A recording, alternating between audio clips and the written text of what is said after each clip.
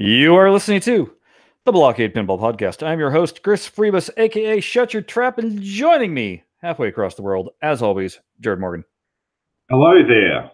Howdy, howdy, howdy. I'm a little funky today, but now I'm just snotty and gross. So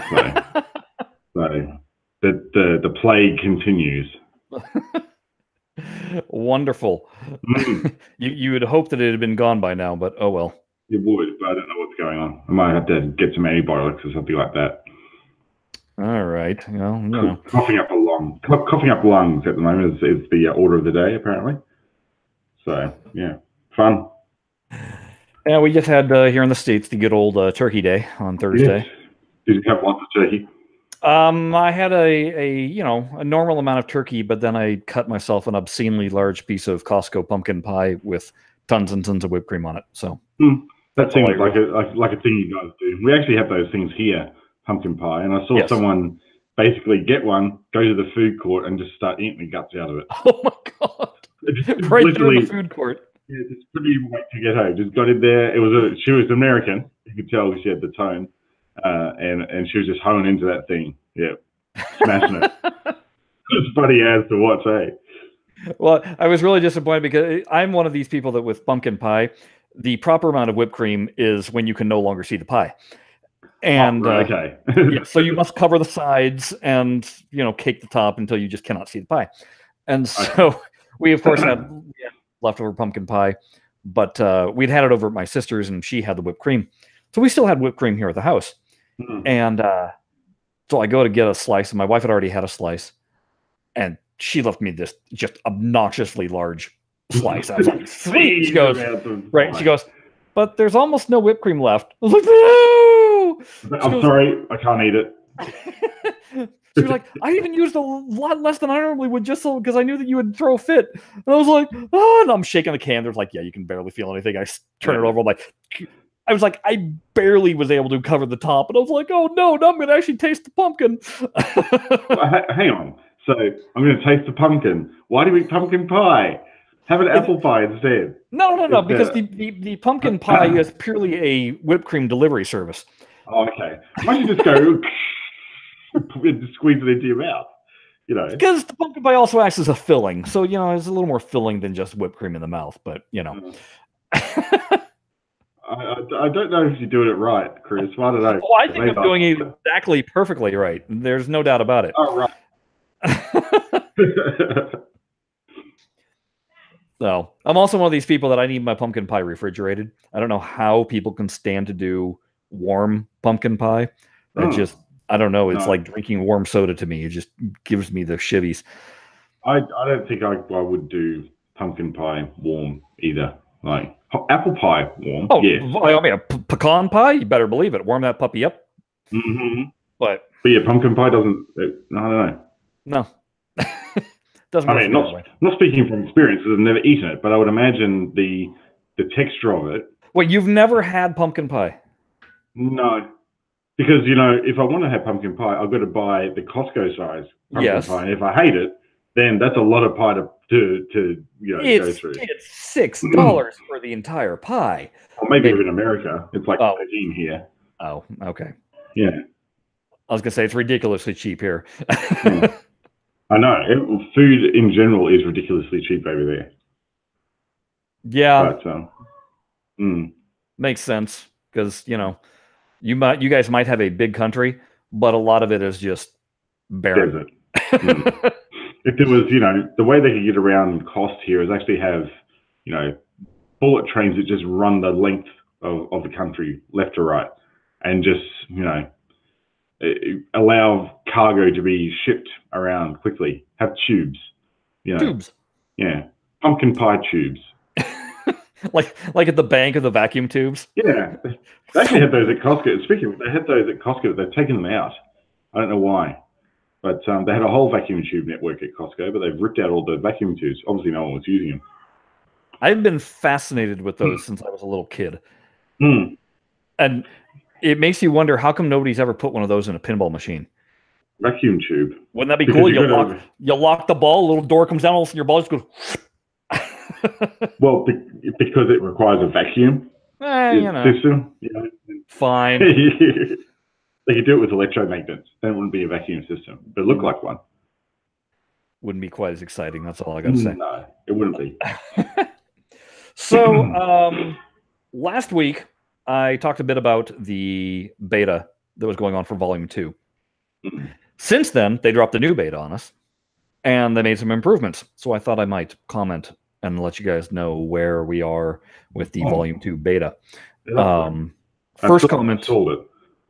You what? I still haven't played it. Well, you'll get to it eventually. Yeah, when it releases on December the 4th. The first thing of note was that the general on Attack from Mars, the animated general, last time he was in blue, and pretty much everybody's comment was, "Hey, what's the cop from The Getaway doing on this table?" Yeah. And and it was like, I know that that's the colors that are on the slingshot. Yeah, because the colors on the slingshot means that they only have like an 8-color printing process, so they had to choose their colors carefully, or maybe 16. I don't know. So but it was limited.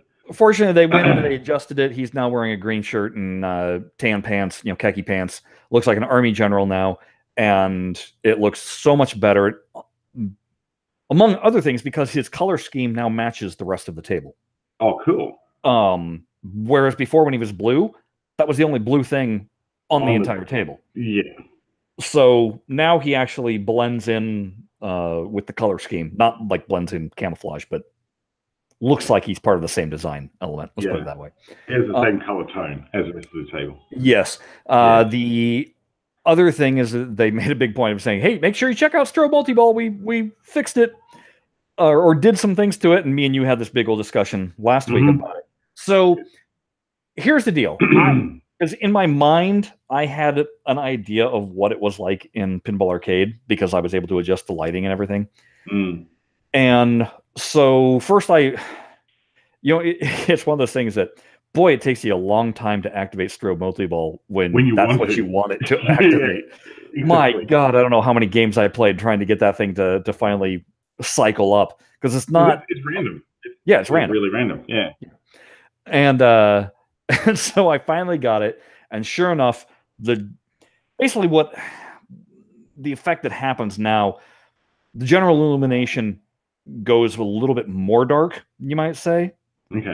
So the table itself takes on a darker character. The room surrounding it doesn't get any darker, but the table just looks like it darkens more, and it less that there's overhead lighting affecting it, you might say.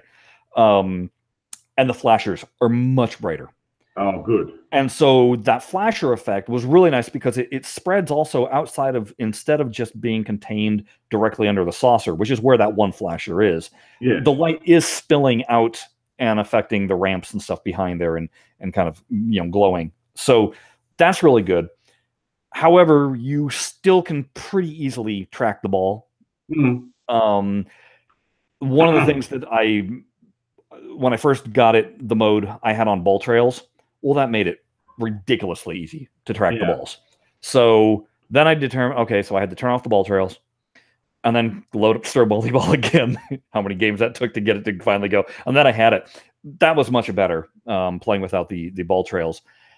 And it made me think, I really wish that you could table by table determine if you have ball trails or not. Because the thing is on a table like on Medieval Madness or say Back to the Future, where when you're in multi-ball, all of a sudden the balls lit out flames. If you turn off ball trails, that turns off the flames also. And I'm like, well, no, that's a really cool effect. I want it there. But then I forget to turn it off, and I start playing another game where the ball trail is just a ball trail. It doesn't do anything special when you light up any particular mode. And on those tables, I'd prefer not to have the ball trails at all. So it's one of those things where, hey, if the game can remember what our camera angle is that we choose per table, because you can have different camera angles for each table, and it'll remember those. Can we maybe have that functionality where we can turn on and off ball trails depending on the table, so I don't have to remember as I'm playing, oh, this is one of those that I wish I had it on or wish I had it off, Yeah, that wouldn't be that hard for them to do. It's just another value they store. Yeah. The other thing that I would just, or in the case of Attack from Mars, just automatically, no choice about it, they turn off the ball trails during Strobe Multiball. Yeah. Now, although there'll be some people out there go, strobe volleyball's hard. I want the ball trails on. So I compared it, after seeing it and going, okay, it's better. Still not what I was hoping for. I was like, okay, I got to look in Pinball Arcade. I got to see what I had it set at there. So my settings for Attack from Mars were 20% ambient light and 40% on the bulb brightness. And during normal gameplay, the table's kind of dark. There's a lot of stuff in shadow. Just the dancing Martians in general are dark silhouettes. Yeah, I mean, they're dark or whatever. Strobe multi-ball starts, and I went, boy, that looks identical to what is in Zen Pinball with Pinball FX3. So, truth be told, they had it as dark as I had it set in TPA, which still wasn't as dark as I would like, but I had it set to that darkness because otherwise, during normal play, the table would be way too dark.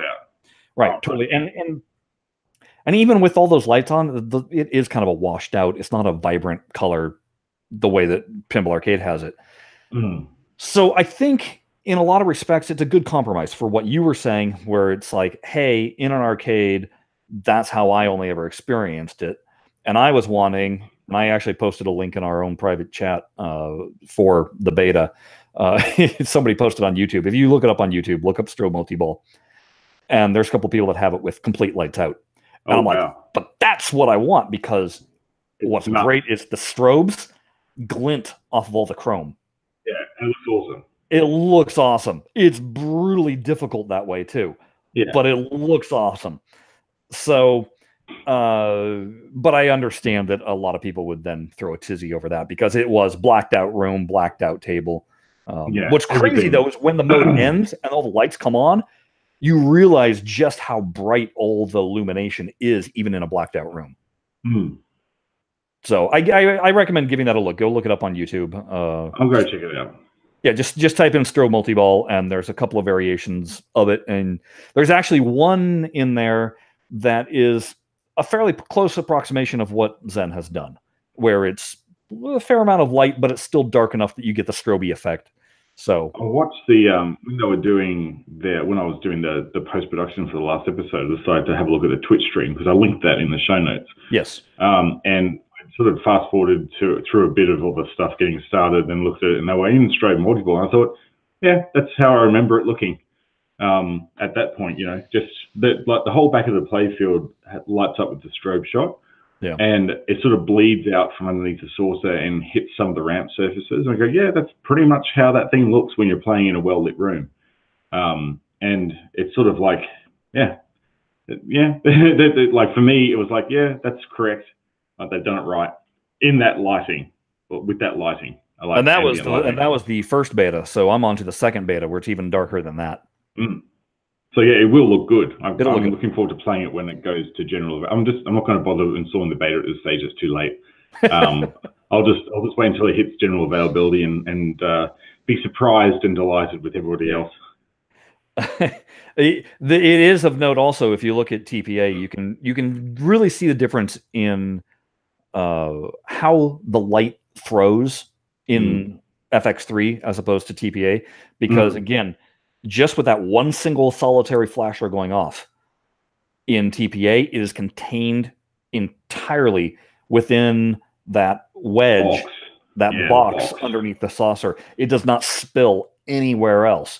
Whereas in FX3, it spills beyond there, as it should, because again, FX3, their lighting is using a full 360, if you will, three-dimensional lighting bloom. Whereas in TPA, in TPA, it's a flat plane. Yeah, it's just a pane, and the pane only afflicts flat surfaces. Yeah. So it's either a horizontal pane or a vertical pane. Yep. So yeah, this one has actually got proper, what would you say, almost like a dome effect. It's volumetric. That's all I can think of. It's volume rather than a two-dimensional surface. Two-dimensional. It's like all the lighting effects and stuff in TPA. That's exactly like they're like they're like an overlay over the top. Yeah. And that's it. Like an animation cell. Yeah, they are. They're animation over the top of essentially a static asset, kind of. So, yeah, it's interesting. Whereas it's almost like Zen, everything is a 3D render. Which, I mean, I'm sure that everything in Farsight's playfield and toys and everything, they're all 3D renders. Like they had a 3D scanner. They are. But it's something about the way it's implemented. It just takes it to that next level. They just got something a little bit extra. Yeah. And that's, it plays a huge effect in the look of things. It breaks that illusion, the realism illusion, and it makes it like, oh yeah, okay, I'm looking at a real table here. Yeah. Yeah. And once again, going back to, it's such a jarring experience to go from the FX3 version of AFM into TPA. Yeah. I couldn't, my timing was completely messed up. It just has such a bizarre feel. It doesn't feel natural. And it's so weird to me because prior to this, I had no issues. It was like, oh yeah, it's fine. It played fine. I liked it. It played better than, other pinball games that I had played. And so I was perfectly happy with it. I thought it was just fine. But man, the tuning that Deep has done is absolutely incredible. And to me, feels like how a pinball table should feel. Should play, yeah. And it doesn't matter if I'm playing in the arcade mode with, the new physics, or if I'm playing in single-player standard Zen. Just the way the ball moves is... It just feels better. Well, it's not floaty. No, it's not floaty. It has weight. Yeah. And like they said, when they did the arcade and tournament mode, they also did a different surface for the ball to roll on. And I think that plays a huge, important factor. So it's not that the ball is just gliding like an air hockey puck. It's actually rolling on the surface. Yeah. It's got some friction coefficients added to it. Very interesting. Yeah. The secret sauce is Zen. It's what it is. And as these tables come out, I can go play any other TPA table, and providing it's not in Zen, it's fine. Exactly. I can go into it, and so long as it hasn't been in Zen yet, my timing is still pretty good. And although I can recognize that the physics are a little bit, different, I can play it just fine. But man, yeah, the second it drops in Zen, and then you go back and try and play it, you're just like, you may as well uninstall the table because it's like, nope. Yeah. So another thing that happened with this started in our thread on Digital Pinball Fans that we always post announcing, hey, the new podcast is out. Gives people just another way of contacting us. And within that, there was some question about, what can TPA do in terms of future tables, and what they can add in. Because we had mentioned that again with, hey, if you want to make an impact, you got to put a good title in of Stern, and then you got to put some, non-Gottlieb Premier Gottliebs into the game, and that'll make everybody happy. So I started thinking about it, though, and there's a big hypothetical out there that seems to be pretty rock solid, though.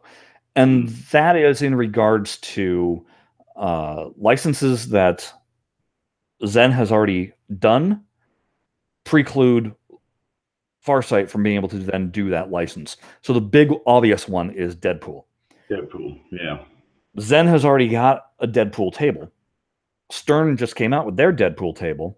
Farsight has the rights to do Stern tables, but once you bring it into a digital platform, and there's already a digital pinball table called Deadpool, that's when the lines start to get blurred. Right. And licensors, these days especially, they don't want any confusion for their audience. Multi-channel on the same ecosystem. Right. Yeah. I mean, you think about it. Stern has a Pirates of the Caribbean table. Jersey Jack Pinball is about to release or has released their Pirates of the Caribbean table. I guarantee Stern who's not selling their Pirates table anymore, is not going to be able to come out with a Vault Edition. No, It's like, no, you can't have those two competing pinball machines out at the same time with the same license, despite them being a different company. So the same thing is going to apply toward digital. With Stern wouldn't anyhow, because the other, like Pirates of the Caribbean, is far superior to the ones that they released back in 2007. Something like that, yeah. Something like that. Yeah, it's quite a bit better. So they wouldn't bother. So anyway, that's what you're kind of dealing with in terms of things that Farsight immediately gets eliminated from, in terms of tables that they would be able to choose from the Stern library, because Zen already has a license active for that property. Yeah. So I started making a list of so eliminate those tables, and here's what's left, and what's the possibility of what Farsight could do and everything. And as I'm making this list, I'm going, holy crap, there's like not much that Farsight's able to do. So I wanted to talk about that with our audience, because I don't think people have really realized just how dire things are for Farsight and the Stern license. If we understand correctly how licenses work. Correct. So we're going off this assumption, but we have heard hearsay from even employees at Farsight that something like Deadpool is off the table. They can't do it. So again, going with this theory, right off the bat, Farsight would not be able to do Family Guy. They would not be able to do Spider-Man. They'd not be able to do Iron Man. Can't do X-Men. Can't do Avengers. Can't do Walking Dead. Now, Walking Dead is an interesting one, because obviously it's based off the TV show. Yeah, as opposed to the Telltale games. But it's HBO. Yeah. But it's what? It's HBO, so it's not Telltale. No, it's not HBO. It's actually A&E. Oh, A&E, whatever. Yeah, I don't know what it is with you guys, but even though it's still the Walking Dead brand, and it's not like it's called Telltale's Walking Dead to even separate it that much. It's just called The Walking Dead. So again, that off the table. Tricky. Yeah, you could be right. Star Wars off the table. Guardians of the Galaxy, nope. And then Deadpool. So there's all your big name titles right there. Bye-bye. Well, not only that, but in terms of the LCD screen, when we're talking about, hey, they're working on that. Well, no Star Wars, no Guardians, no Deadpool. So now you're like, okay, what do we got going on left? So, Aerosmith, I guess. Yeah, so then I started thinking about, okay, let's break this down some more. Let's go into the music licenses, because we know that Farsight's not going to be able to afford those. And this is in terms of tables that Farsight would be able to do without having to do a Kickstarter or outside funding, if you will. So with the music licensed, Elvis, Rolling Stones, Metallica, Kiss, Aerosmith, Iron Maiden, no way in hell are they doing the Beatles. So, no way. Boom, all of those are off the table. Because again, when you think about Metallica, we've been begging for Metallica for years. If Farsight was going to do it, you would think that they would have done it. By now, yeah. By now. Then you start getting into, okay, let's talk about the Disney Fox tables, because Fox is obviously being absorbed into Disney. Farsight can't get Disney on the telephone. That eliminates now, believe it or not, this will eliminate Simpsons Pinball Party, 24, Pirates of the Caribbean, Indiana Jones, Avatar, and Tron. Right. Think about, they've not been able to get a hold of Warner Brothers. That eliminates Austin Powers, Terminator 3, Lord of the Rings, Sopranos, Game of Thrones, Batman. Jeez. What's that leave them with? Well, they have had a relationship with CBS, Paramount, and Sony. So you have Wheel of Fortune, CSI, Transformers. And then you're left with what I call the one-off licenses. So you've got Striker Extreme, which actually isn't a license, but it was formerly an NFL table. So it's just rethemed into soccer. Sharky Shootout, which is, for all intents and purposes, an upgraded version of 8 Ball Deluxe. Right. Monopoly, Roller Coaster Tycoon, which Monopoly and Roller Coaster Tycoon, why have they not done those yet? Again, those should have been done a long time ago if they were going to be able to do them at all. Both of those are much better than Big Buck Hunter. Right. Series. Right. Playboy, no way in hell are they doing that. NASCAR, I don't know how costly that is. Obviously, they were able to do the Indy 500. So no, it's fine. They just do the Grand Prix international version of that table. Probably. World Poker Tour, I don't know who holds the rights to that or how difficult it'd be to get those, but there's that. Shrek, there's your Family Guy table. Family Guy, yeah. NBA, no. And WrestleMania, I could see that happening. WrestleMania will be interesting. I've heard that, you know, as a table, it's actually quite underrated. Like, it's the premium version of it's actually okay. Yeah. So better than Buck Hunter. Right. So when you think about it, after eliminating all the things that are no way going to happen, here's what you're left with that is within the realm of possibility. Wheel of Fortune, CSI, Transformers, Striker Extreme, Sharky Shootout, NASCAR, World Poker Tour, Shrek, WrestleMania. There's your turntables, folks. That's it. That's what's left, guys. And let's be frank, that's bottom of the barrel stuff that no one really cares about. It is. And you'll notice that not a single one of those is an LCD table. No, they're all dot matrix. They're all dot matrix. And coming up is rumored to be Munsters. Yeah. Which, okay, they could maybe possibly get that license. That's, you know, obviously Zen has not gotten themselves that license yet. So that's a possibility. Is that Universal? Who is Munsters? I have no idea who.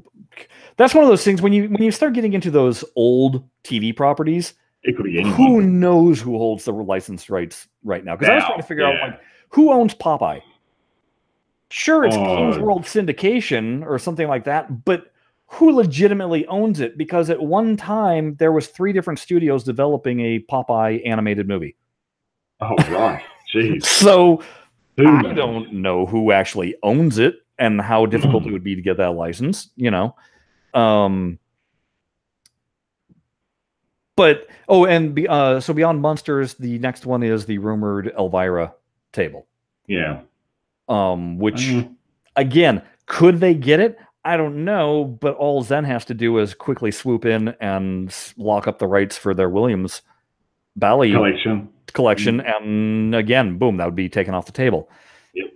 So now you might be asking yourself, okay, so what do we got here? We got 1, 2, 3, 4, 5, 6, 7, 8 tables for Stern or for Farsight to pick from. Well, why don't we expand the scope then and go into, you know, Data East and Sega tables, all of which are licensed. All which are licensed for the most part.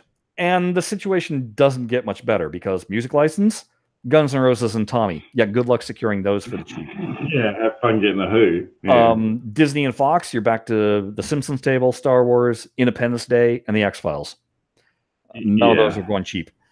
And some of those actually are probably, they would actually have arrangements with Zen. Oh, yeah, exactly. Well, Zen already has an contacts with Fox also, so you know that helps. Their Fox table, yeah. But and then you're looking at CBS, Paramount, Sony. Well, you got Hook. Okay, that's a possibility. Star Trek, a terrible table. It is really, really bad. Yeah. Star Trek. Well, you had to kickstart the first time. You're going to have to kickstart it a second time. And that's not worth producing. That thing is no fun. Right. Godzilla. You could do it. It's only got 2 actor likenesses on it. I don't know what's in the call-outs, you know, voice-wise. Except for there's one issue. Isn't it? Wasn't there a thing with Spooky and Stern wanting to do Godzilla and a big old fight over the license rights? Yeah, well, Stern's got it now. Right, but my point being, that was just to do the real pinball table because they were battling with Toho Studios. How do you think it's going to go with them trying to secure a digital pinball rights? It's not going to go easy. No. So that one might be off the table. Because if they're going to do Godzilla, Stern's going to do Godzilla, and they still are factoring into their licenses digital versions of the license, right? Then that's a negative, Tim. The patent is full. Yeah. And that's a merging of movie memes right there for your pleasure. And then there's South Park, which Farsight had the opportunity to do years ago because they weren't able to do an original table. That got pulled off the selection. And then Zen went ahead and did theirs. Zen obviously had their license removed. I know the reasons, and I'm not actually able to tell you why, but it's not nefarious. No. And there's actually a possibility that it'll be coming back. So with luck. But what I'm ultimately saying is there's no way that Farsight's getting the South Park license either. Interesting side note, just read this. So they announced the Primus pinball, which is basically a reskin of Whoa Nelly. Whoa Nelly is now becoming the El Dorado of the modern age. Well, when I was doing my research on Data East, there is a whole bunch of one-off tables that basically were reskins of Data East tables. Like Lethal Weapon? There was a Lethal Weapon one that was reskinned? Well, like there's an Aaron Spelling table. There's a... oh, God, now I can't remember any of them. That was the most famous... a Richie Rich table. All it was just a reskin of an existing Data East table. So this isn't a practice that is brand new by any stretch of imagination. But it's not. But you haven't seen it happen ever since El Dorado. Like in the modern age of pinball, like you didn't see any reskins of any of the Belly Williams tables leading up in their heyday, and certainly no reskins of tables in the 2000s and 2010s. So this is now becoming a thing now where we're reskinning again because for some reason. They think the reason why they were reskinning tables back when they were doing El Dorado reskins is because the demand for tables was so high they had to. But I question whether in the modern age of pinball we're in now, whether that demand actually exists. It's now a collective demand instead of an operator demand. Right. So I don't know. But what I was going to say with regards to the Primus pinball, so apparently, because Primus does the theme song for South Park. Yes. As a thank you, I don't know if it was Trey Parker or Matt Stone, one of the two boys, gave to Les Claypool a South Park pinball machine as a thank you. So now they're making this Primus pinball. They're making 100 tables for sale. And then there's 8 tables that are for the band management, basically their own little private pool. And one of those tables is being sent to the guys from South Park. Oh, really? So as payback. As payback, as a full circle. So I thought that was kind of cool. I was like, that is cool. That's pretty interesting. Okay, back to tables that will never happen for Farsight. If you dip into the Warner Brothers tables, there's Maverick, Lethal Weapon 3, Batman. Again, I mean, I guess Maverick. Well, you're dealing with Warner Brothers, which is the issue that I guess we're dealing with here. And then you have Batman. Again, another really crappy table that I would not want to purchase anyhow because it's rubbish. Batman Forever, Space Jam, Twister, and Lost in Space. Well, yeah. I mean, are any of those iconic? No. Not really. Not really. No. With Universal, you've got Jurassic Park. Nope, that's off the table. Back to the Future, that's off the table. King Kong, which there was only 9 made, I think was the magic number. So now you're up against A, trying to find somebody that actually has it that you can model it off of, and B, securing the King Kong license. And then you've got Apollo 13, which would probably be a processor nightmare when the 13 pinballs are on the table at the same time. There's no way they'll be able to keep up frame rates with 30 pinballs on the table. No, that would be a technical impossibility with Farsight's engine. No way in hell. Although the thing is that you wouldn't even know anyhow because you lose them in the matter of 5 seconds anyhow. So it's actually probably okay. They could probably wing it because then you'll get to a 6-ball multi-ball and you can probably pull off a 6-ball multi-ball. Yeah. And then you get to the other one-offs from Data East and Sega. Tales from the Crypt. It's not based off the HBO show. It's just the comic. That is very much a possibility. But again, why has Farsight not done it? That thing's been being asked for since like the second season. Yeah, it's great. I'd love that table to be produced.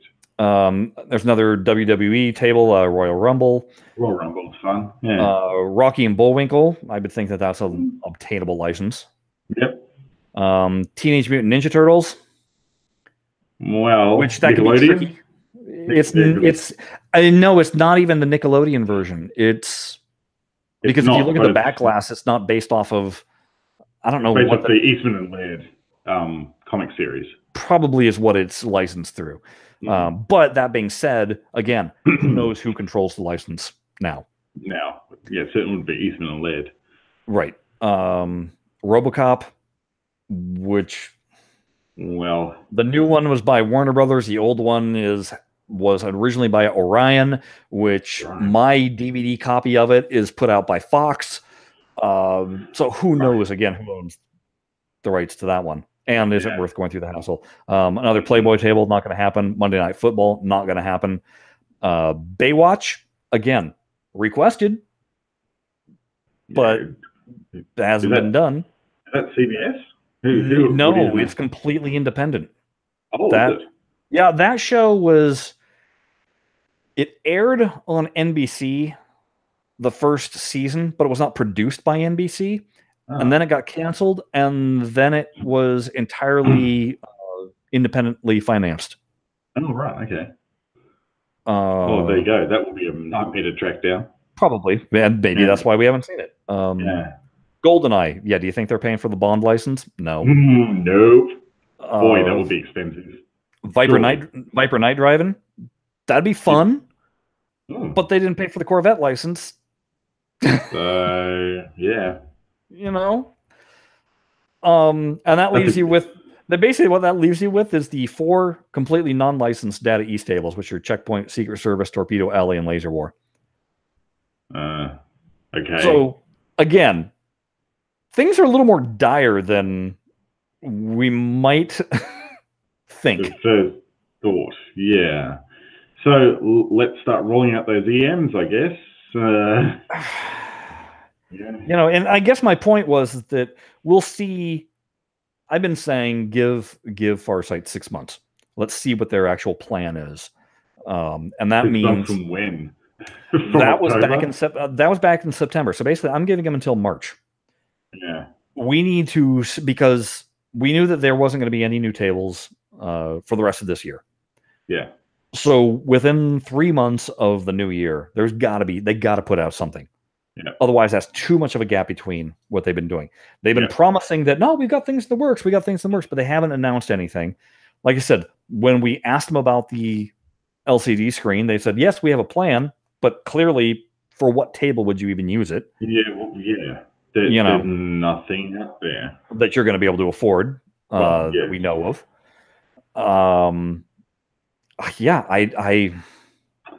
don't know, man. It really made me just go, "Oh wow!" I didn't think it was like that when you terrible. Put it that way, when you scratch the Band-Aid off, it's like, okay. So, what's next? Yeah, I mean, literally, you just it reminds me of that movie, The Jerk, when Steve Martin is being the carnival barker, and the people ask him, "Hey, what prizes can we win?" He's got that giant shelf of prizes, and he's like, "You can win anything from this shelf to this shelf, between this toy and this toy, but nothing above this and this." And it winds up getting down to basically a box of chiclets or something of that nature. Yeah. And that's kind of what it is for Farsight. Yes, there's a lot of tables that they could do if they could pony up for the license. We know they're not chiclets. We know they're not ponying up for the license. Yeah.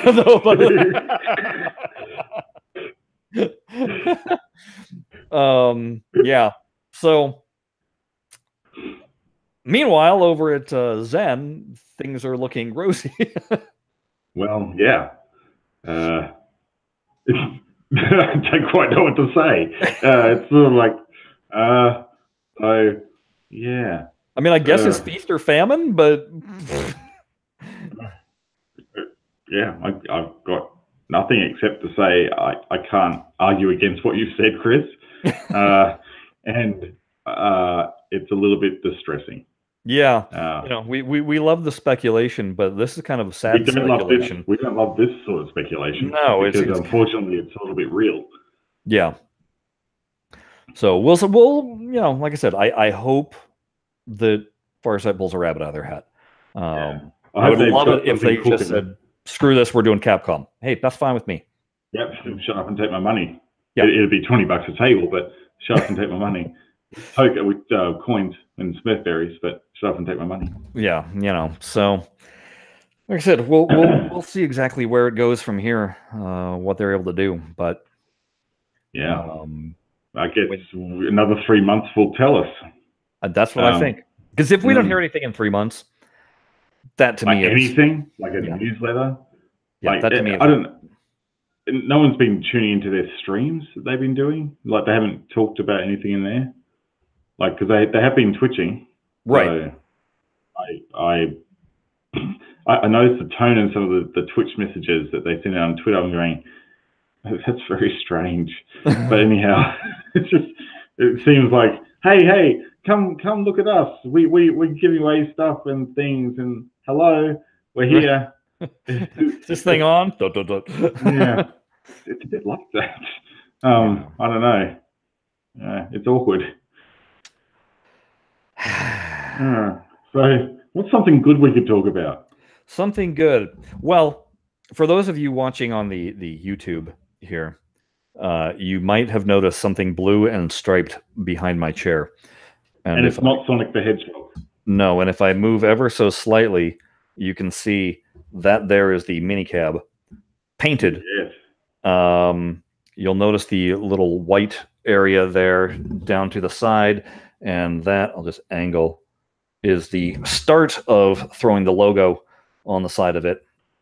We're trying to figure out good ways of doing this, because I didn't want to. I could have done vinyl stickers. Yeah, but they're expensive. Oh yeah, we're talking like $20 a pop. So $40 just for decoration? No.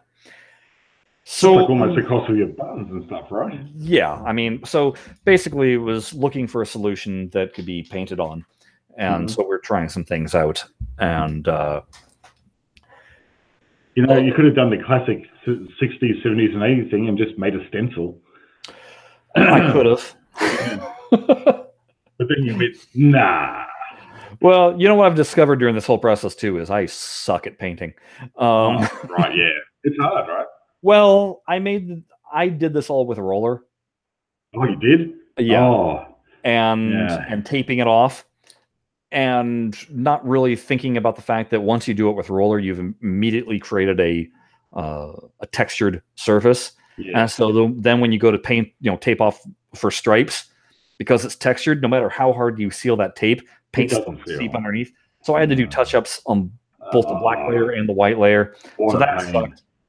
And then I made essentially a stencil for the side, but I didn't want to roll it on.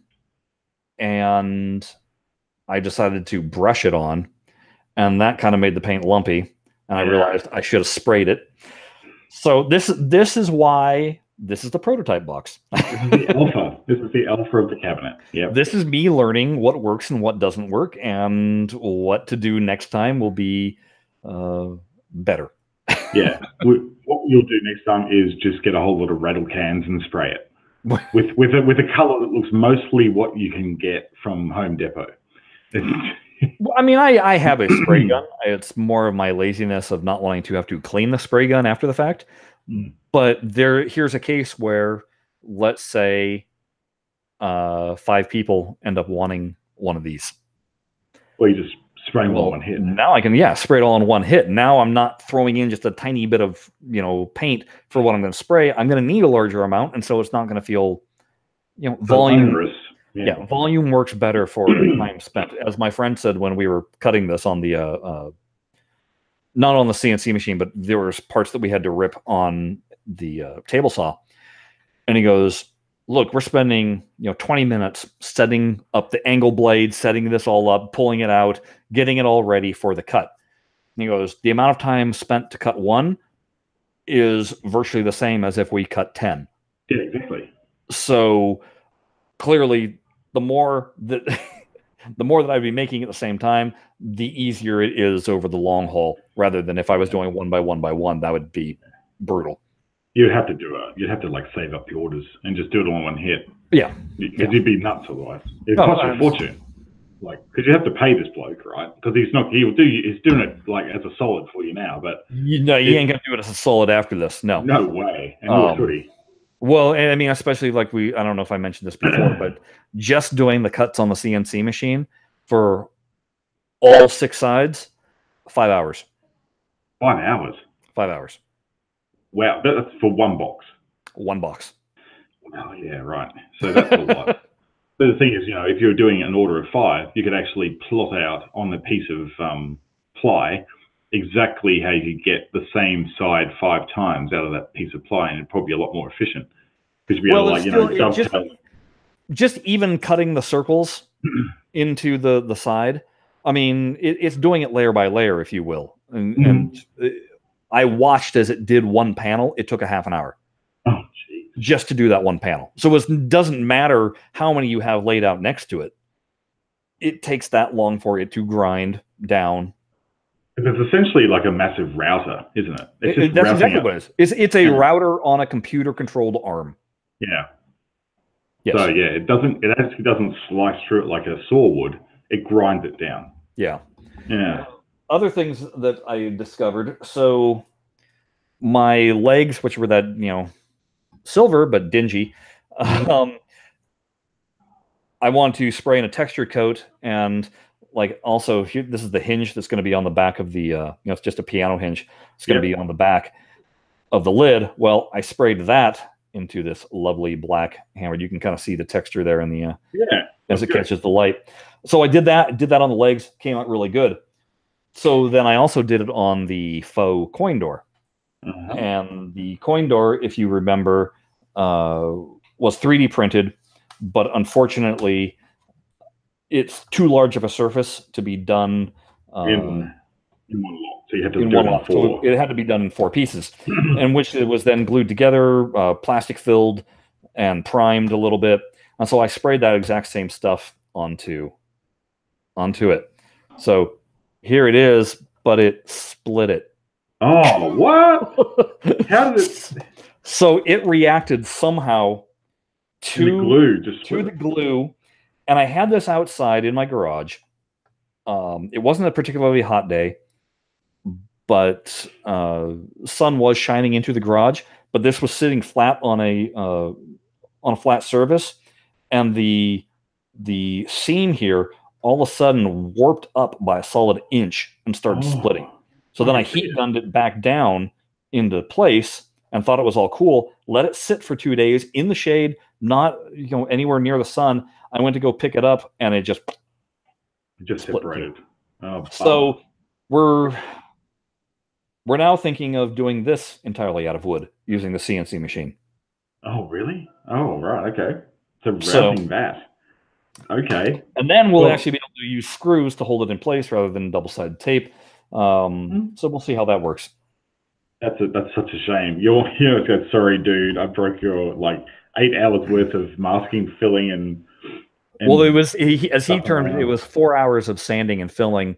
It actually took the printer 24 hours to print all the pieces. Oh man! In fact, probably I don't know. It may take the CNC, let's call it 2 hours. To route that out. Yeah, that's probably more cost efficient in the long run, right? That's what we figure too. Yeah. So it could actually be a happy accident that happened. Right. Because we were never going to do more of these on a 3D printer to begin with. No. That was just not time efficient. No way. No. So then that means this coming week, hopefully, I'm going to start wiring. We'll see. Because the box is there, you can start shoving stuff in it. Oh, you can start exactly. So that's all that's pretty much left to do on that. So other than that's exciting. Yeah. I'm excited to get it going and actually make sure it works. Make sure it works is the most important bit. Yeah. And see, this all seems so backwards to me, where it's like we're doing all the cosmetic things first and not doing the functioning things first. Mm. And You know, this is probably quite different to what they did when they were building the pin cab initially, because they did it out of foam core, yeah, they whacked it together, they got essentially the proof of concept done, but you're looking at the actual finished product first and then adding what is essentially the proven bits onto it. right, because we don't want to have to get it all wired and then take it all apart to allow for paint. That's right. And also, some of this got started because I was waiting on parts to show up. So it was like, while I was waiting, might as well get started on this other stuff. So, but you know, you would probably do it differently if you were doing a production run of these. Like, absolutely, very differently. In fact, it would be very interesting. You might want to actually whack up another Medium post about your lessons learned to date, and say, this is how I do this if I wasn't doing it like ad hoc. Right. I had everything. I had my bill of materials. I had an order, like a set of orders, and I was going to embark on this like from now, and then describe it, because it would probably be very different to the way you've documented it up until now. Yeah, I mean, there's definitely going to be a different approach to it for however I would do the next volley. But I also discovered something with my legs that I have, because remember, folks, I got them used. 2 of the legs have holes that will fit the leg mounts, the leg levelers. 2 of them, I think the holes just plain got drilled out, and so there's no thread for them to go into at all. They just go in, slide in. Oh, okay. So I guess I would need another nut. But then I started thinking about it. I was like, do I even need leg levelers? Probably not. Probably not. If anything, I just need a piece of plastic or rubber for the bottom of them, you know, for the floor that I'm sitting on. But I don't need those really. Yeah, just get one of those really big rubber discs that you put under there. You know, like one of those rubber dome things.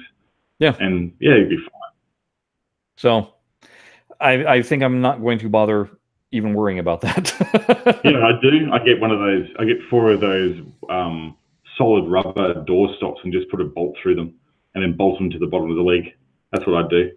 Well, I'm thinking more like the furniture moving pads. Oh yeah. Because I do kind of want to be able to slide. I don't want to just be rigid on, because then if you go to nudge it, if it's on rubber foot, that's going to put a lot of torque on where the legs are in, as opposed to actually being able to slide back and forth like it should. Okay. So well, that will be something that you're going to have to test as well. Like, what does the accelerometer require? Right. Because that's an unknown at the moment. Yep, complete unknown. Yeah. You might end up finding that you have to put some sort of crazy spring mechanism on the legs that allows the legs to pop in and out when they're actually moving around. I got the legs on. They put the legs on casters. The whole thing just rolls. Yeah. Or just back off the leg bolts just a little bit, so the whole thing's just got a little bit of slop to it, so you can actually move it around really easy. Yeah. I don't know. It's gonna be weird. There's gonna be some experimentation there for sure. Yep. So that's where I am on that. And we'll be progressing from there. But unfortunately, no news on my front yet. The last I heard was, I've got those pop-up boards. I'll just do those up as well, and I'll rejuvenate the displays. So on that, I was curious, because I've heard through the guy that I've got the table through, he was going, oh yeah, what they do is they hook it up to a car battery, the displays. And I was going, what? What does that even do? And it turns out that on those Gottlieb displays, if they're left for a period of time, they sort of get this buildup inside them that's it's like an oxidization on some of the things. So connecting up to power, what it does is there's, like, in the glass display, there's these 4 essentially heater lines that go across the display. Okay. And they're like thin strips of metal, basically, and they heat up, and that's what basically ignites the gas inside and makes the numbers work. So what happens is it gets built up on those heater wires, or it gets attached to the other parts, and the gas just sort of settles. So what you've got to do is you've got to apply about 10 or 11 volts to the outermost pins onto the display, and what that does is it reheats the gas, and makes it alive again, essentially. Oh, okay. So people, when they get these old Gottliebs that have been sitting around in a shed, they go, oh, the displays are cooked. I'll, get rid of them. But they're not. Like, you can 9 times out of 10 bring them back to life just by connecting them up to a power source and letting them run for like 10 or 15 minutes to heat up the gas. Interesting. Very interesting, because I was going, surely there's someone out there on YouTube that's doing this, and there was this guy that showed the process of it, and like it was like the displays were not working, and then at the end of it they all were. So it's like, okay, that's very interesting. Science. Indeed, noble gases must be energized, or something like that. Wow. Yeah, so there you go. I learned something. The more you know. All right. The more you know. Little rainbow goes across the screen. All right. Well, see, we gave you a little uptick news on the beta, a little down news on Pinball Arcade's future, and back to some positive news on things happening on actual physical items for our houses. So there you go. So there you go. It's a bad news sandwich. Maybe that's the name of the show. Bad news sandwich. No, I think a box of chiclets is much better. I don't even know what chiclets are. I'm gonna have to do some research. It's well, I guess there's a reason why you won't know, but it's a gum that is made in Mexico, in Tijuana, I think. Right. There's just these little square candy shelled pieces of gum that you need about 6 of them in your mouth at the same time just to equal 1 normal piece of gum. Right. And they lose their flavor probably within 20 seconds. Yeah, right. So very, very cheap quality chewing gum. Yes. Righto. Yeah. Yes. Okay. Yeah, so we have that over here too. And usually it's gumball. Like anything in the gumball machine, basically chew that for 30 seconds, the flavor goes in there, it's disgusting. Yeah. So basically, that's what chiclets are, right? I've learned something today. Yes. I've learned never to have chiclets. No, I mean, you got to try them. Sure, if you ever see them, go for it. Give it a shot. And it's not like it's disgusting. It's just... It's okay for a little bit, and then it gets disgusting. Yeah. All right, folks. Well, we're going to call that a show, but before we leave you, why don't you go ahead and visit redbubble.com, type in BlahCade in the search. Up will pop up some merch that you can go ahead and pick and customize and enjoy. Spread your love of the show that way. Jared had pointed out on Twitter just the other day that there was a Black Friday sale that was 20% off. Yeah. I don't know how long that runs for, but that is a good reason to follow us on Twitter at BlahCade, because announcements like that will go out and we'll alert you when that merch goes on sale. That's right. Now, I don't know how the spice flows as far as the money there, but I think it's basically absorbed by Redbubble. So I still think we get what we normally do. Yeah. The couple of bucks, it's just that Redbubble cover the promotion. So yep. Yeah. So you can also follow both me and him on Twitter individually. I am at Shut Your Traps. He is at Jared Morgs. Send us an email at BlahCade at gmail.com. That's the one. My address is mixed up because the other important address is to go ahead and visit our site, BlahCadePinball.com/episodes, because that is where you will find all of our shows, as well as the show notes that Jared talks about. Anything that we talk about in the show regarding internet stuff, Jared always pops a link on. And there's also the posts that I do currently regarding the microcab and the progress of that. All good stuff to follow and pay attention to. I would be remiss if I didn't mention, and it's probably, again, going to be over by the time this gets broadcast, but right now, Zen is having a major sale on all of their tables. Virtually everything is on sale. Up to 70% off, I believe, on a couple of the tables. Most of the stuff. Huge. Yeah, most of the stuff is 50% off, I believe. But that's for the Steam Autumn sale, but they were also running the sale on Xbox and PSN. I don't know if they were doing it on Switch or not, probably. But again, those things are things that we retweet on our Twitter feed. So get on it. Get on, at least follow Zen. You gotta at least follow at Pinball Effects so that you can get and some of this. at Zen Studios. Yeah, at Zen Studios. Yeah. All right. So that being said, hey folks, we appreciate you listening to us. As always, we enjoy recording it for you. We will talk to you again next time, whenever that might be, because as we mentioned before, it's December. Things are going to start to get hairy. So I got a feeling that I think not next week, and I don't know about the week after. It's going to be interesting. Uh-oh. That means I might do a solo show. Oh boy. Oh no. Oh well, we can't have that. I'm gonna have to wake at work. Better, I'm gonna have to recruit one of call Sven and be like, hey, do you want to do a podcast for your 1 in the morning? Yeah. He'll go, okay. Or maybe I can recruit Greg from a Species Arcade. I don't know. We'll figure something out. We're not going to make you go that much of a distance, especially with the game actually releasing on December 4th. So yeah. Oh, that's good. Yeah. I've got a birthday on Sunday 2nd and like some other stuff. So, like we said, we don't know when the next one will be coming out, but we'll hook you up anyway. We'll get something out there, folks. All right. Until next time. Bye-bye. Bye-bye.